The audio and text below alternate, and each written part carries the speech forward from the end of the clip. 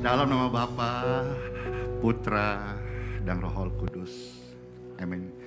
Diberkatilah mereka yang datang dalam nama Tuhan Yesus Kristus. Kebajikan, kemurahan daripadamu Tuhan Yesus mengalir di setiap hati Bapak Ibu sekalian. In Jesus name. Semua yang percaya Tuhan Yesus sangat amat mengasihi kita. Sama-sama katakan amin. Ya, silakan Bapak Ibu sekalian duduk kembali.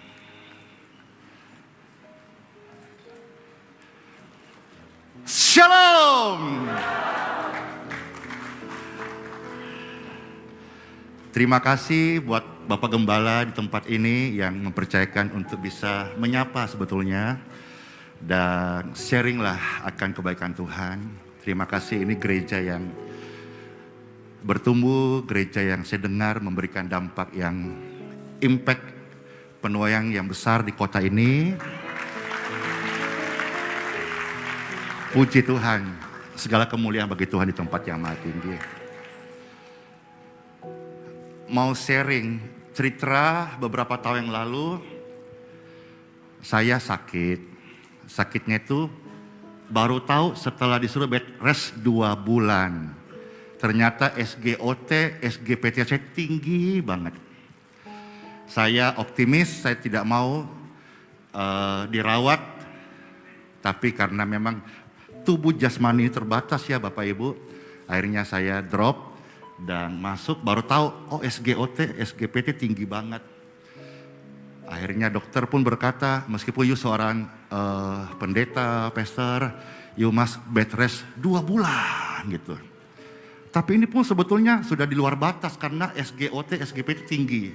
Waktu itu mata saya kuning, badan saya kuning, kuku saya menghitam. Ternyata tubuh saya ada virus, lever saya bermasalah, ginjal saya bermasalah, bengkak. Saya divonis hepatitis, diabetes. Bisalah, masih muda bisalah komplikasi waktu itu. Dan betul-betul hampir saya sudah seperti melayang tidak sadar. Tapi waktu kondisi itu, kok hati saya damai loh. Saya lihat, saya dalam peti mati, dibawa ambulans yang biasa itu ke kuburan gitu ya. Tapi hati saya ini tidak ada sedikit pun rasa takut. Khawatir gak ada. Yang ada hanya sebuah perasaan damai dan sebuah perasaan gembira yang mana saya sudah tidak sabar. Waktu itu perasaan saya ingin bertatap muka. Bukan PTM, zaman sekarang PTM, pertemuan tatap muka. Waktu itu saya mau tatap muka dengan Tuhanku yang selama hidupku ini saya melayaninya, saya menyembahnya, saya memujinya, saya memasyurkan namanya. Saya mau tekun dalam ketidaksetiaanku, dalam keterbatasanku. Tapi ada sebuah perasaan gembira, saya mau ketemu sama Tuhan yang saya panggil namanya Yesus. Dan saya mendengar suara ngiut, ngiut, ngiut.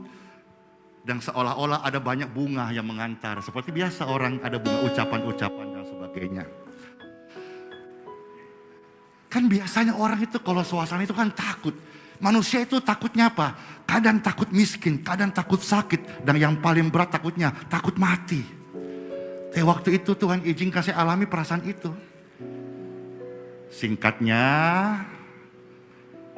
saya divonis dengan berbagai macam sakit dan minimal bed rest 2 bulan. Sekalipun saya sembuh menurut dokter waktu itu, saya sudah terkena diabetes dan saya harus pakai insulin untuk penyeimbang. Demi kemurahan Tuhan, saya bersaksi di sisa umur saya dan di hadapan jemaat Tuhan dan hari ini dan semua pemirsa online. Dalam 2 hari, saya belum sembuh. Tapi saya masuk ke kamar mandi dengan pakaian pesakitan, infus di tangan. Saya lihat di kaca dan saya berkata, Andi, badanmu kuning, kukumu menghitam, postur tubuh saya waktu itu turun drastis 20 kilo. Tapi saya bilang, Andi, tempatmu bukan di rumah sakit. Rumah sakit tempatnya orang sakit. Engkau adalah orang benar, dan orang benar bukan di rumah sakit. Saya 2 hari belum sembuh, tapi di situ saya mulai imannya bekerja. Seperti biasa yang pernah urusan dengan dokter dan rumah sakit, pasti ada kata-kata gini.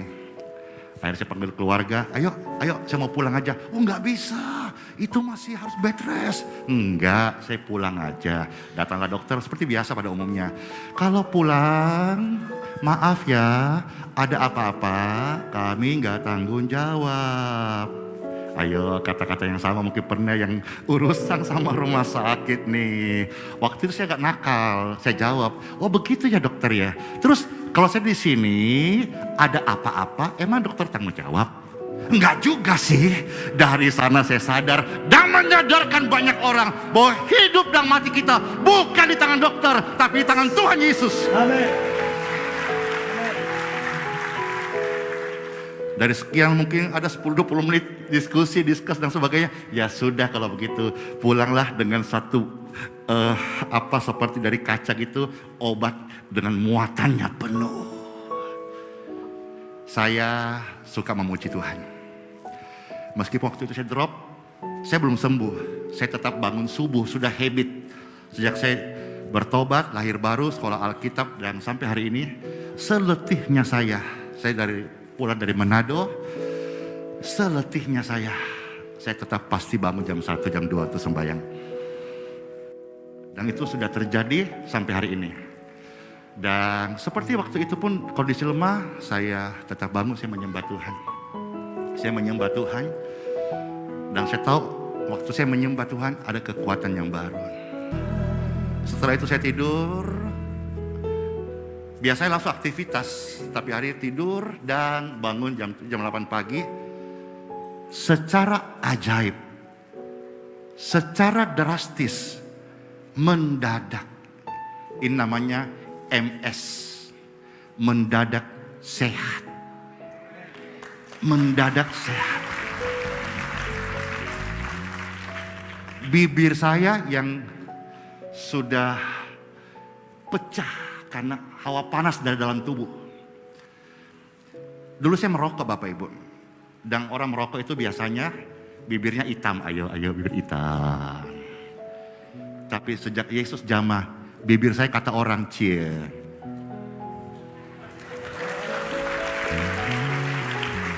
Katanya sih agak merah delima.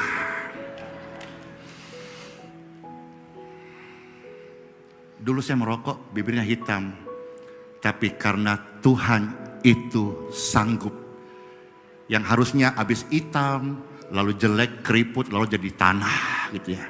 Tapi dalam Yesus yang sudah bibir hitam karena merokok, candu. Saya dulu pemakai narkoba Bapak Ibu. Badan saya yang bertato. Tapi bagi Tuhan Yesus, apa yang sampah, apa yang mustahil, apa yang busuk, apa yang lemah, apa yang sakit, Dia sanggup ubahkan untuk hormat kemuliaannya. Saya tidak mau sembuhnya saya itu perasaan. Maka jam 8 pagi saya membaik, siang-siang namanya di Balikpapan itu Laboratorium Katulistiwa. Cek nanti ini terposting, ada historinya. Saya bilang, kalau medis yang memvonis saya bintang-bintang yang ngerti ya, habis lab itu loh, hasil lab yang bintang-bintang, artinya tinggi-tinggi itu nah itu istilah, oh ya saya kenal dulu, saya ini warga IKN, di Surabaya, tekun di sampean, aku iki dari IKN, tak kira udah bangga, ternyata opo iku IKN, GR kita. Kami ini dari masyarakat warga ibu kota negara baru, GR. Ternyata di Jawa Timur ini tidak seberapa kencang ya ininya, mungkin hanya sekitar kita sendiri di Kalimantan Timur dan di Jakarta. Singkatnya Bapak Ibu sekalian, Saya ke laboratorium Katulistiwa, ambil darah saya kembali. Kau yang ambil darah saya kemarin, wah ini yang lihat ini merah-merah, ini merah-merah, ini namanya cakar rangsayan. Ih, siapa yang cakar, Pastor? Ini the power of emak-emak. Kemarin dari pulang ke lapangan Tikala di Manado. Mungkin saking mengasihi gitu ya dia. Ya karena namanya tengah-tengah banyak orangnya, jadi ini kira-kira gitu. Oke. Ambil darah saya. Dan ketika diambil, puji Tuhan, semua bintang-bintangnya hilang.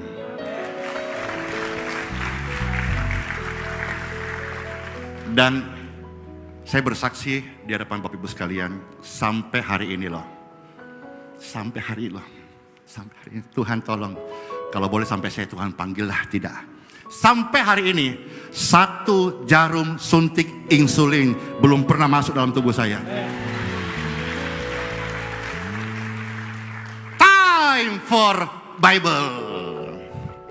Dalam firman Tuhan, satu ayat saja. 1 Tesalonika pasal 5, ayat 23 berkata, Tuhan Yesus sudah menguduskan tubuh, jiwa, roh kita dengan sempurna. Katanya di Surabaya ini banyak makanan hauce. Sampai hari ini, menit ini belum ada orang Surabaya ajak aku makan hauce. Kan biasanya kalau lapar kasih yang hauce itu, tapi Surabaya ini hauce tidak pakai sencimping.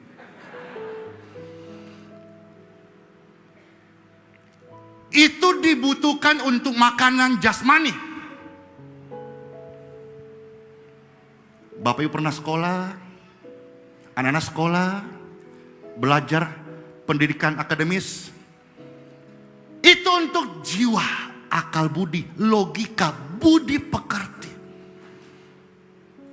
Tetapi harus tahu, harus ingat, pastikan dalam hati kita hari ini bahwa saya dan Anda adalah manusia rohani. Apa yang lahir dari daging adalah daging. Yohanes pasal 3 ayat yang ke-6. Tapi apa yang lahir dari roh adalah roh. Daging sama sekali tidak berguna. Roh yang memberi hidup. Yohanes pasal 6 ayat 63. Tidak tahukah kamu? Tidak tahu, dikasih tahu sekarang. Bahwa sebetulnya kita ini adalah manusia rohani. Apa yang kelihatan seperti mikrofon yang saya pegang, tidak ada yang abadi. Sekarang saya pegang erat-erat, saya perlukan. Tapi ketika saya selesai, saya taruh mikrofon ini.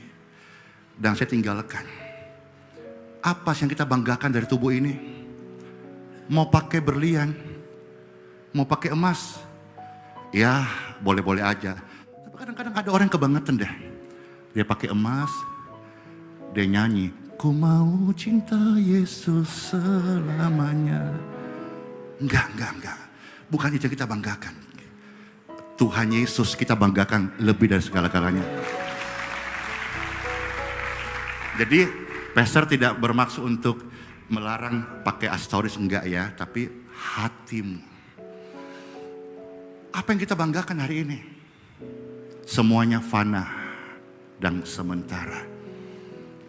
Tetapi sesungguhnya yang sejatinya kita, termasuk sejatinya saya, bukan ini loh, ini hanya casing Bapak Ibu. Bible berkata hanya 70-80 tahun saja. Tapi kita manusia roh, dan roh ini kekal. Dan bersyukurlah di gereja ini, saudara-saudara, Tuhan berikan pastor hamba Tuhan yang melayani luar biasa, yang dengan tekun, dengan setia berdoa, memberi makanan firman, makanan rohani bagi manusia rohani, saudara-saudara sekalian. Karena itu kita mesti merasa penting dengan kehidupan rohani kita. Saya datang ke sini bawa 1 koper. Kalau mungkin 1 hari Tuhan izinkan saya keluar negeri, makin jauh saya bawa 2 koper. Makin jauh makin lama bawa 3 koper berkemas-kemasnya. Kita ini warga surgawi. Cepat atau lambat kita harus pulang ke surga. Perkarakan sebentar, dari bumi ke surga berapa jarak jauhnya? Sudahkah kita berkemas-kemas? Perhatikan makanan rohani kita. Dalam Bible satu lagi ya, tambah satu lagi ya. Kitab Keluaran 23 ayat 25. Jangan tinggalkan ibadahmu. Bersyukur Jawa Timur, Surabaya sudah ada pertemuan onsite tatap muka. Bersyukur. Jangan tinggalkan ibadahmu. Saya berdoa, tadi pagi pun di live stream saya berdoa juga hal yang sama. Tuhan, saya rindu semua gereja, semua rumah Tuhan dimanapun berada, penuh jiwa-jiwa, semarak Panji Kristus dinyatakan. Saya rindu Tuhan, semua apapun denominasinya, semua gereja penuh. Karena Tuhan berkata apa? Kamu harus beribadah kepada Tuhan. Harus beribadah. Ayo, senggol kanan kiri bilang, harus beribadah. Ingat beribadah, jangan tinggalkan ibadah. Karena ibadah itu untuk dirimu sendiri. Bukan untuk satu organisasi, bukan untuk gak enak dan dilihat orang, bukan. Ibadah untuk dirimu sendiri. Tahu nggak satu hal yang kita akan lakukan hal yang sama di surga nanti? Apa itu? Ibadah. Latihlah dirimu beribadah. Karena ibadah itu berguna untuk hidupmu hari ini dan hidupmu yang akan datang. Jadi ibadah bukan untuk mau sok-sokan. Saya juga, ya sedikit cerita curhat nih ya. Meskipun di Balikpapan peribadatan di tempat kami itu mendapat pelarangan dari RT dan FKUB, saya tetap beribadah di mana tempat saya masuk. Saya sudah masuk ke gereja Advent, saya sudah masuk ke gereja Batak, saya sudah masuk ke gereja Toraja. Saya senang kemarin saya masuk di gereja Gemim. Saya senang. Orang berkata, kenapa tidak ke gereja ini saja atau yang sama atau apa? Saya dipanggil eklesia untuk menjadi pemersatu bagi seluruh tubuh Kristus. Tetapi kamu harus beribadah. Di mana engkau tertanam di sini, beribadahlah setia. Ini gereja yang baik. Ini gereja yang baik. Beribadahlah, tertanamlah, bertumbuhlah, berakar dan berbuahlah. Kata firman Tuhan apa? Supaya aku memberkati makananmu dan minumanmu. Orang yang beribadah itu punya kuasa Tuhan itu luar biasa loh. Mau makan, makanan diberkati. Dalam nama Tuhan Yesus jadi berkat buat tubuh kami. Mau minum, air biasa. Bisa menjadi air doa, bisa. Dalam nama Tuhan Yesus, air ini menjadi air yang diberkati. Amin. Maka engkau makan, engkau minum, sehat-sehat semuanya. Prostatnya baik, ginjalnya baik, levernya baik. Ya, ususnya baik. Kenapa? Makan minummu diberkati. Yang beribadah kepada Tuhan, Tuhan berkata apa? Kamu harus beribadah supaya makananmu diberkati, minumanmu diberkati. Dan aku akan menjauhkan penyakit dari antaramu. Yang saya percaya, yang saya tahu bahwa tubuhnya orang percaya itu bukan apotik. Tubuhnya orang percaya bukan juga rumah sakit. Apalagi sarang penyakit, bukan. Tubuhnya orang percaya, Tuhan Yesus ajar saya, adalah rumah Roh Kudus. Rumah kesembuhan, rumah pujian. Dan satu hal lagi tambahan, Tuhan berkata, rajin-rajin kau ibadah. dialek logam Makassar kita. Wis. Padahal kita bukan di Makassar, kita lagi di Jawa. Sampai ku loh, rajing-rajing rek, ayo rek, rame-rame nang ibadah. Wis. Iso ya. Tuhan berkata apa? Tidak ada di antaramu yang mandul. Tuhan baik, banyak kesaksian sampai hari ini orang-orang mendapat zaman Tuhan. Bukan karena Andi Simon, tapi karena Tuhan Yesus.